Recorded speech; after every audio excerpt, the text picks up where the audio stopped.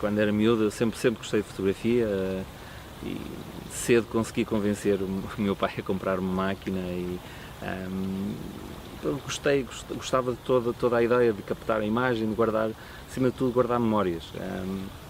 Nada de qualidade ou nada de preocupação com a técnica, simplesmente guardar uma memória, guardar algo que no futuro pudesse rever, lembrar.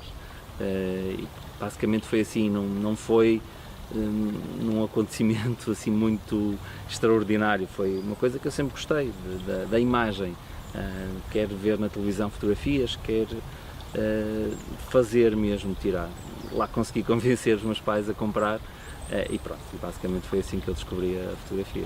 Basicamente a fotografia que eu fazia era um snapshot, eram fotografias de instantâneo, de recordações, de família, de festas, por isso não me recordo qual foi a primeira fotografia que fiz, efetivamente.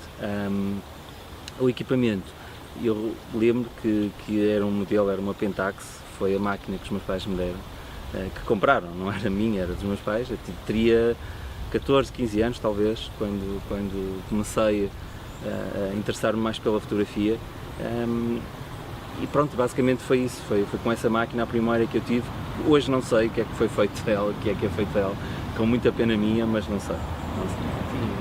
E o começar mesmo, realmente foi como eu expliquei, foi o analógico, foi pela Pentax, mas não foi um interesse aprofundado, foi simplesmente porque gostava de registar os momentos. Mas a primeira digital que tive, mais a sério, foi uma Canon, a 40D, com uma objetiva de kit, 1785. Basicamente foi com essa máquina que eu aprofundei um pouco mais da técnica, procurar perceber o que era a abertura, o que era o tempo de exposição, enfim, aprofundei um pouco mais da técnica e fui tentando descobrir o que é que realmente me motivava e o que é que eu realmente gostava de fotografar.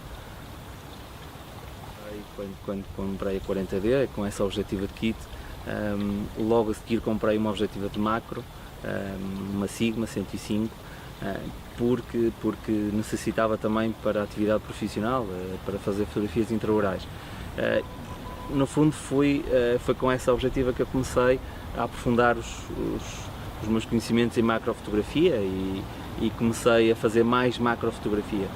O tempo era pouco, na altura o meu filho mais velho tinha poucos meses, o tempo era pouquíssimo, não tinha mais tempo para fazer fotografia, por isso era no pouco tempo que me sobrava ia fazendo macrofotografia e também alguma fotografia de paisagem. Foi quando adquiri uma objetiva, uma Tokina 1224, que numa viagem acabei por fazer mais fotografia de paisagem na cidade do que propriamente de campo e de natural. A troca de equipamento surgiu, ou melhor, eu quando tinha a 5D Mark II, entretanto achei que para o que eu mais fazia de fotografia, naquele momento, que seria mais fotografia de rua, mais fotografia de reportagem, de cidade, adequava-se mais uma máquina mais pequena, mais fácil de transporte, e foi nessa altura que eu mudei e comprei uma Fuji que se adequava ao que eu mais gostava de fazer. Depois, que cada vez mais incidia o meu gosto pela fotografia e a minha paixão pela fotografia na fotografia de rua, e não fazia sentido ter tanto equipamento em casa que não me servia para mais nada, e daí ter abandonado, entre aspas, e ter vendido o equipamento que tinha, porque não fazia sentido ter mais equipamento que não usava, simplesmente. Eu sempre gostei de fotojornalismo, aliás, sempre foi o género de fotografia que eu mais gostei e sempre gostei de ver e de apreciar. Aliás, alguns dos fotógrafos que eu mais admiro são dentro dessa área. A fotografia de rua enquadra-se um pouco nessa área, ou seja, procurar histórias, podemos ir um dia à rua e encontrar coisas completamente diferentes, nada mais do inesperado propriamente do que programado. Por isso não surgiu de rompante propriamente assim, mas se calhar a mudança dá a sensação que sim. Agora, se calhar foi uma altura em que eu achei que devia apostar mais e dedicar mais ao que eu realmente gosto. Acho que isso é que é o mais importante na fotografia. Quando de facto encontramos aquilo que gostamos, devemos fazer. O interesse pelo analógico, aliás, foi uma das principais razões de eu ter me apaixonado pela fotografia. Foi por aí que eu comecei. Eu gostava da ideia do rolo, de substituir o filme, era eu que gostava de fazer isso na máquina. Ficava fascinado com a ideia de entregar o rolo e esperar aqueles dias para ter as fotografias na mão. Ou seja, isso foi a principal razão que me levava, ou seja, perceber o que é que saiu da máquina, o que é que saiu daquele rolo. Por isso esta digamos,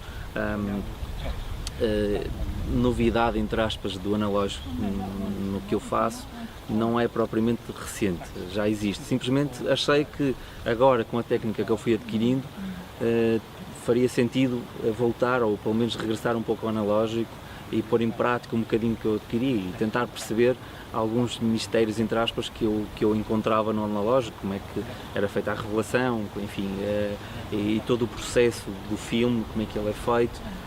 E daí um pouco a minha viragem, entre aspas, podemos dizer assim, para o analógico.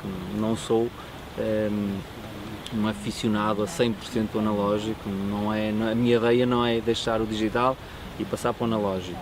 Não vou deixar o digital, mas também não se trata de uma moda, entre aspas, de voltar ao filme. Não. Eu sempre quis experimentar o filme, porque foi uma das razões que me fez apaixonar pela fotografia. Daí eu ter voltado e ter experimentado o filme. O equipamento que eu adquiri foi uma Leica, uma M6, com uma Summicron 35mm, f.2. Foi das primeiras máquinas que eu tive em mão, além da Pentax, mas essa foi numa fase em que eu não via a fotografia como vejo agora, e esta foi a primeira que eu vi que me encheu as medidas, que pensei que um dia gostava de ter uma máquina destas. E então, agora que realmente decidi experimentar e decidi virar um pouco para o analógico, decidi adquirir esta máquina. Estou a adorar a experiência. Eu sempre gostei de ler histórias, de ver histórias, de procurar histórias nas fotografias que via, e se calhar também tentei eu procurar as minhas histórias. E então a rua é repleta disso. A rua, no mesmo cenário, poderemos ter imensas histórias variadíssimas, podemos ter a mesma personagem a interpretar várias histórias, e no fundo é isso que me faz sair à rua, procurar as histórias, sei lá, encher, como costumo dizer, encher a alma. Sou uma pessoa tímida, não sou uma pessoa de me aproximar, de tirar fotografias com alguma facilidade, e para mim esse é o maior obstáculo, até porque as pessoas veem sempre o estar a tirar uma fotografia como se estivéssemos a violar um pouco a sua privacidade, e no fundo estamos. Temos é que saber respeitar isso, temos é que saber, quando publicamos, quando imprimimos essas fotografias, respeitar essa a intimidade de cada pessoa. Não vamos expor situações ridículas, e eu não faço isso, porque não vamos usar isso como um meio de chacota das pessoas. Não, acho que a minha dificuldade é essa, é a proximidade, e eu ainda tenho alguma dificuldade nessa aproximação. Já tive mais, já me custou muito mais fotografar, agora não, mas ainda tenho essa dificuldade. Digamos que ainda estou a 2 a 3 metros da personagem, ainda falta um bocadinho mais. Eu não faço fotografia de candid shot, ou seja, eu não roubo a fotografia, entre aspas, eu não tiro a fotografia escondido, entre aspas, não, as pessoas normalmente veem que eu estou a tirar a fotografia, por isso as pessoas agem com alguma naturalidade, não tenho tido, até hoje nunca tive nenhum problema nesse aspecto. É dos ambientes que eu mais gosto em fotografia de rua. Pelo que faz despertar nas pessoas, se calhar é um sentimento normal de se proteger, de não apanhar com chuva, mas cria algumas imagens, cria alguns semblantes, cria reflexos nas ruas, o contraste também muitas vezes com o céu carregado, poderoso de chuva, tudo isso cria um ambiente agradável para mim. Basicamente o que eu faço em dias de chuva, quer dizer, se for um dia de uma intempérie, isso é impensável sair para a rua, também não sou inconsciente a esse ponto, mas tento proteger-me basicamente com um impermeável, basicamente um casaco impermeável. O saco é impermeável, por isso aguenta com alguma chuva. A máquina tento proteger, tento tê-la junto, ou debaixo do casaco, ou junto ao corpo. Como eu considero isto material de guerra, aguentam com alguma chuva, mas basicamente isto, e tento procurar sítios onde eu possa estar protegido da chuva e que consiga ver algum plano que me agrade para captar alguma imagem. Não posso dizer que tenha grandes histórias. Talvez das primeiras em que eu retratei alguém mais próximo, foi para mim talvez vencer um pouco a barreira, ultrapassar a barreira do confronto com as pessoas. Foi estar a passar numa rua e olhei para uma loja e de facto vi um senhor que estava a fazer um trabalho excepcional, estava a trabalhar na madeira, coisa que hoje em dia não se vê.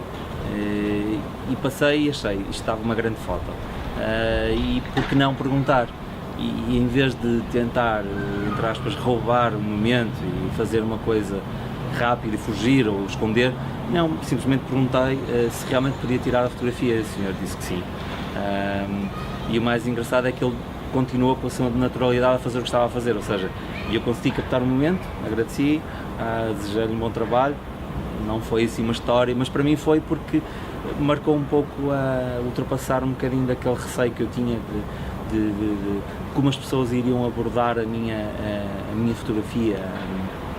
Na fotografia de rua nós temos que incluir, basicamente, eu para mim considero importante incluir o elemento humano.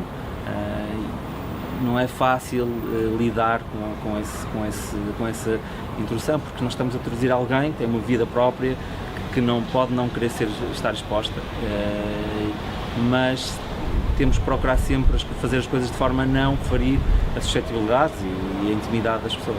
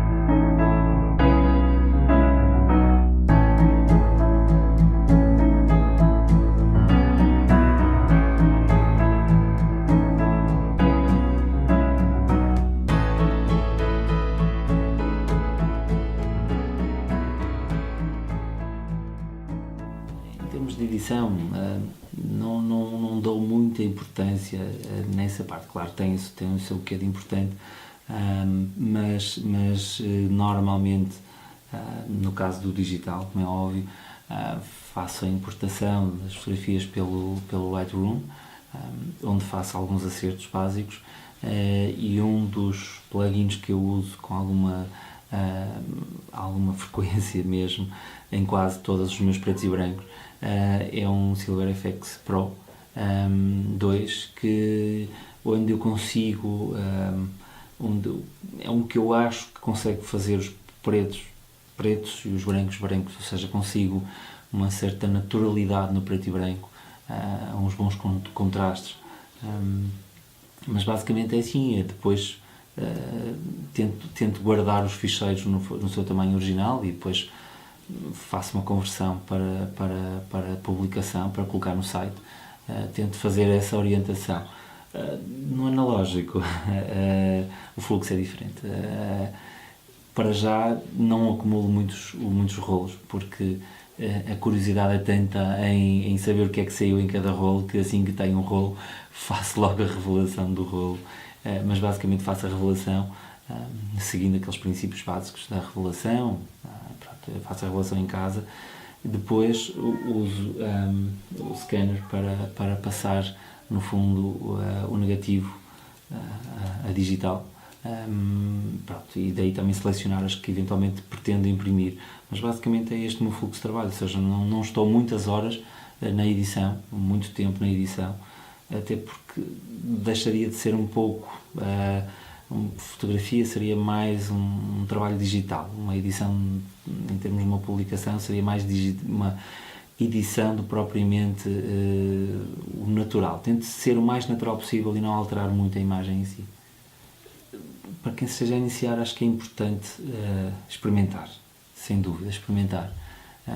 Foi o que eu fiz. Eu experimentei vários modos de fotografia, vários estilos de fotográficos. De todos gostei, algumas coisas gostei, outras gostei menos, em algumas consegui ter mais tempo para me dedicar e aprofundei mais, um pouquinho daquilo que eu tinha explicado, o porquê de eu não ter seguido ou não ter aprofundado tanto outras áreas que eu gostei, uma delas a macrofotografia, porque cheguei a um ponto que para avançar exigia mais tempo da minha parte, porque o setup teria que ser diferente, teria que procurar muito mais luz. Eu decidi que não tinha tempo para isso, porque eu sempre me preocupei em fazer macrofotografia o mais natural possível, sem grandes artefactos. Por isso, o conselho que eu dou é invistam em vocês, é ler muita coisa, experimentar, errar, procurar sempre fazer aquilo que realmente gostam. Isso é que é o mais importante.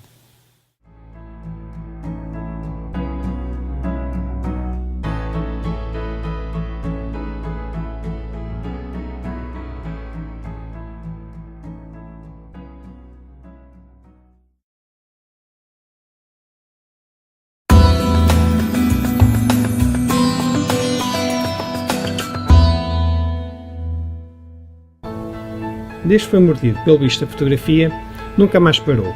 E ainda bem, porque as imagens deste fotógrafo de paisagem merecem nota máxima. Há mais de 20 anos que David Nota olha o mundo de forma diferente, que se levanta à meia da noite ou guarda pelo fim do dia à espera da luz ideal. Mas, como ele afirma, nem sempre tem sucesso, o que o obriga a voltar vezes sem conta a determinados locais só para conseguir a tal fotografia. E com isto, teve direito ao prémio de fotógrafo do ano em 3 anos consecutivos. Felizmente não guarda os conhecimentos para si e divulga-os, seja através de workshops ou através de livros e vídeos, onde aconselhamos o seu livro Full Frame ou o DVD Photography in the Raw.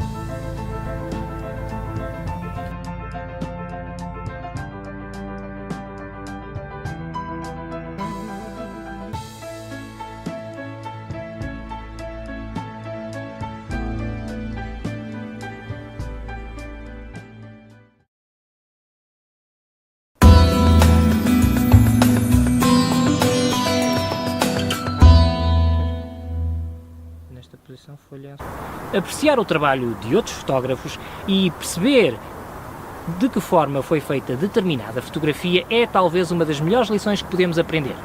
E um dos melhores manuais para aprender essa lição é este livro que aqui tem.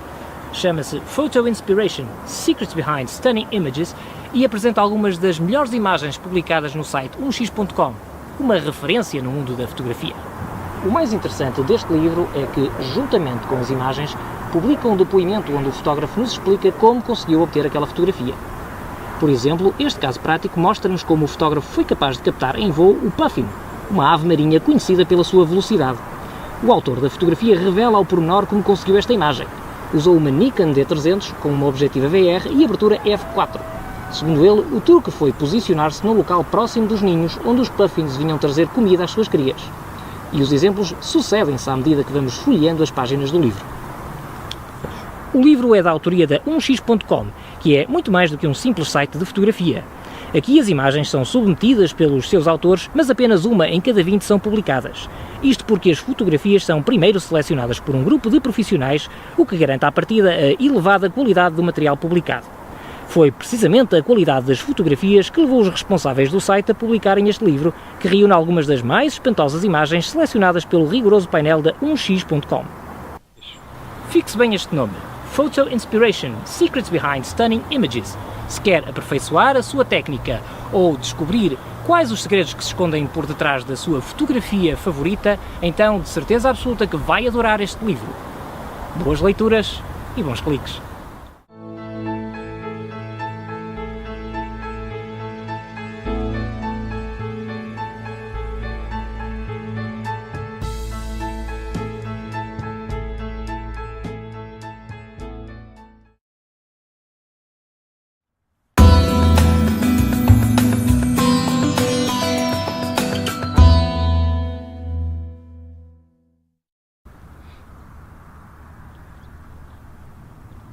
Olá, bem-vindos a mais um guia prático da Zoom Video.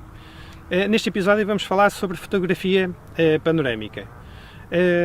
Existem algumas dicas ou regras que convém levar em conta. Antes de mais, os acessórios.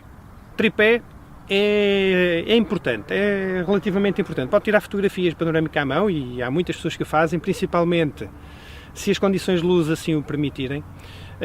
Mas podem as imagens que vão compor ou as fotos que vão compor a fotografia final saírem desalinhadas e depois ser difícil de compor a panorâmica em pós-processamento. Tripé, e o tripé convém de preferência com um nível de bolha de ar e convém estar bem nivelado. O mesmo acontece com a câmera. Nivelar, ter um nível de bolha na sapata do flash ajuda depois a manter a câmera sempre no mesmo eixo em todas as imagens que for a captar. Um comando remoto pode ser importante, principalmente se a luminosidade for pouca. Durante o dia pode ser dispensável, pode usar o temporizador da máquina, mas é sempre um apetrecho que pode dar algum jeito. Neste caso já temos o tripé nivelado, a máquina também está nivelada e vamos fotografar na posição vertical. Também é possível fotografar na posição horizontal, fazer várias fotografias que depois vão compor a panorâmica na posição horizontal. Vai perder algum dos elementos que compõem a paisagem, mas depois já é uma questão de opção. Pessoalmente, preferimos usar a posição de retrato ou vertical. Em termos de definições, vamos fazer primeiro uma leitura para uma zona média de luz, nem onde há muita luz, neste caso para a zona ali do sol, nem para uma zona muito escura. Vamos escolher uma posição, vamos medir numa zona de luz média, mais ou menos a meio termo aqui no caso.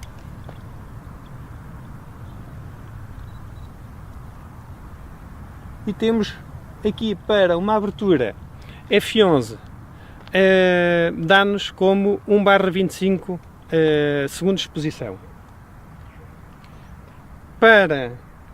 Convém então, registando estes valores, vamos passar a máquina para o modo manual e vamos definir f11 como abertura e 1.25 como 1/25 como velocidade. A abertura F11. Isto porquê? Se não fizermos, se funcionarmos com prioridade à abertura, a prioridade à velocidade, vai haver oscilações de luz na medição e então cada frame ou cada imagem que vai compor a panorâmica vai ficar com luz um pouco diferente, então depois a panorâmica não vai sair em condições. Definindo, o ideal é também fotografar em RAW para tirar o máximo partido dos dados da imagem e vamos então começar por tirar o ISO também mais baixo, peço desculpa, o ISO também vamos usar o mais baixo possível no caso. E antes de tirarmos a primeira foto, ou antes, a primeira foto que vamos tirar é ao indicador da mão esquerda a apontar para o lado direito. Temos a máquina posicionada, vamos fazer a fotografia panorâmica da esquerda para a direita. Vamos posicionar o dedo. Um pormenor, que já me estava a esquecer e que é muito importante, depois de feita a focagem, passar para o modo manual. A partir daqui o foco vai estar sempre na mesma posição e não vai haver também oscilações de profundidades de campo, de zonas de focagem, etc. Então a primeira fotografia que vamos fazer é com o dedo a apontar para a direita e sabemos que a partir desta fotografia começa a nossa sequência de imagens. Vou tirar agora a primeira foto.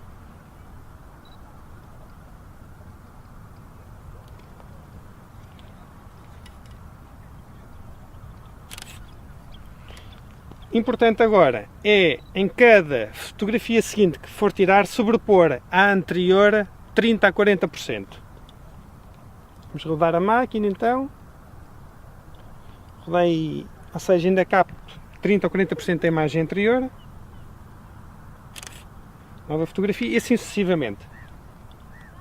Para manter constante as tonalidades ao longo de toda a sequência de imagens, convém definir o balanço de brancos, não estar em automático, mas passar para uma das pré-definições da máquina. Outro ponto importante é evitar o uso de polarizadores. Ao estar a usar um polarizador, em cada frame a polarização poderá ser diferente e o céu ficar com manchas mais carregadas cada polarização. Na última fotografia fazemos exatamente o inverso, colocamos o dedo à frente, a indicar para a esquerda e tiramos uma fotografia. Sabemos que no intervalo destas duas imagens, em que temos os dedos, se situam as fotos que compõem a nossa panorâmica. Esta é, de uma forma simples ou básica, uma das formas que tem para fazer fotografia panorâmica. Depois convém ter atenção à luz, se existe no cenário movimento, por exemplo, se for fotografar a água que esteja em movimento, se houver pessoas. Depois é a sensibilidade e o treino que vão fazer corrigir e obter melhores panorâmicas. Agora vamos pegar nas fotografias que fizemos e vamos para o computador descarregar e fazer a montagem. Até já!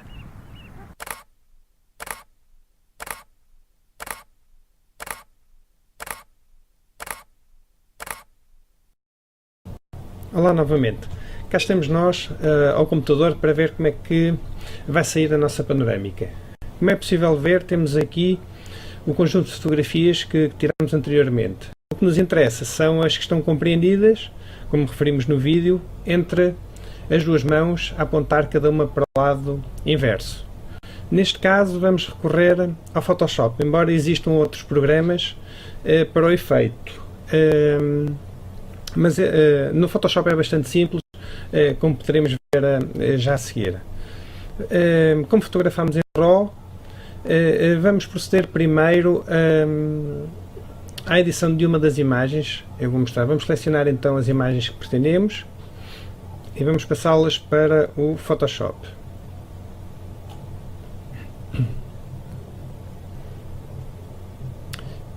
Está a abrir. Ora, então temos aqui o conjunto de fotografias em RAW e vamos editar uma delas. Neste caso vamos selecionar a que tem as altas luzes mais pronunciadas.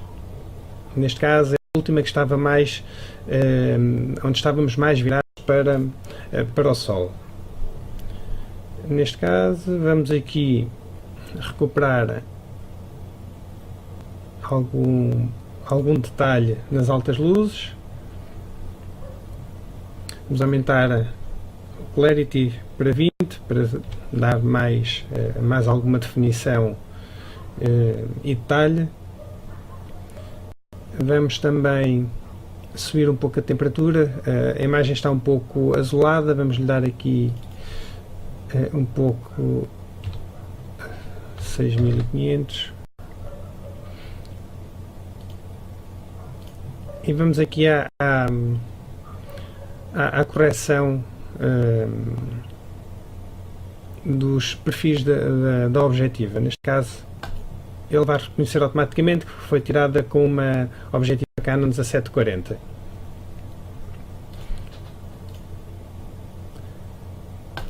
Ok, voltamos ao início. Pronto, o gráfico, o histograma parece-nos mais ou menos equilibrado. Vamos só aqui dar um pouquinho mais de fill light para irmos buscar algum detalhe às sombras e aqui um pouco de saturação só. Pronto, já parece um bocadinho mais do aquilo que vimos no momento em que fotografamos. Contudo, agora convém ter atenção que todas as outras imagens estão diferentes. Para isso vamos fazer Ctrl A, selecionar aqui a imagem, Ctrl A, todas as imagens estão agora selecionadas. Vamos clicar em Synchronize para sincronizar as características que usamos na edição da imagem. Ou seja, agora todas estão com os mesmos valores, que é isso que interessa. Para construir a panorâmica, isto tem que ser feito. Vou selecionar novamente as imagens e vamos gravá-las. Pode ser na mesma pasta onde estão as originais, em TIFF, e gravar. Agora é um processo que pode demorar mais ou menos mediante o tamanho das imagens. Vamos aguardar um pouco. Entretanto, este é um passo que pode ser ultrapassado. Pode diretamente ir ao Photoshop e abrir logo as imagens. Nós preferimos editar primeiro e então depois proceder à montagem da panorâmica. Carregar em Done, já está feito. Então vamos agora sim construir a panorâmica. Vamos a File, Import, Automate, Photomerge. Em Photomerge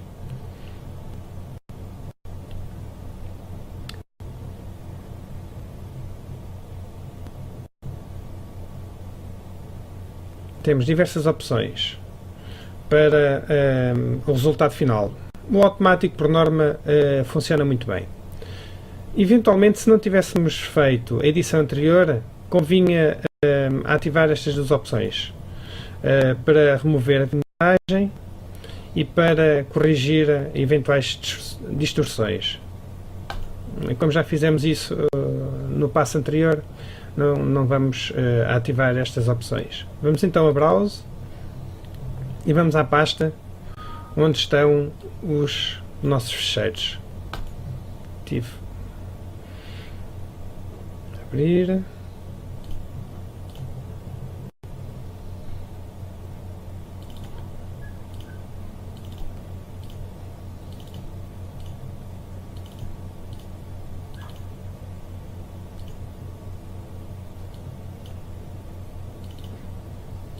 E finalmente a última, 32.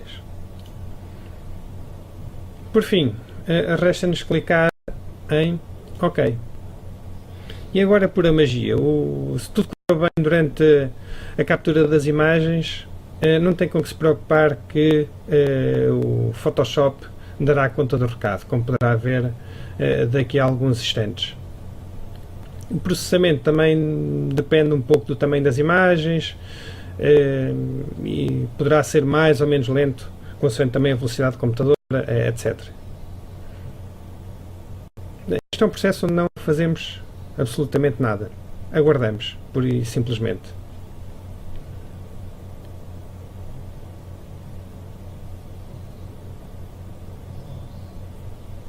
E pronto, aqui tem a visão da panorâmica que fizemos. Basta fazer Flatten Image, proceder ao corte,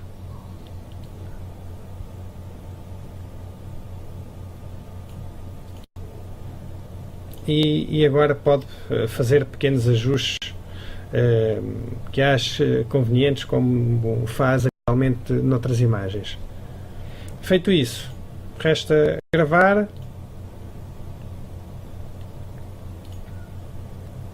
panorâmica,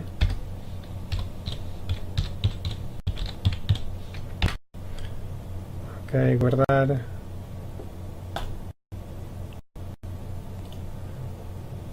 e já está. Como vê, é muito simples, não custa nada, e se tudo for feito mais ou menos com as regras que indicamos, terá enorme sucesso com as suas panorâmicas. Espero que tenha gostado e até ao próximo Guia Prático.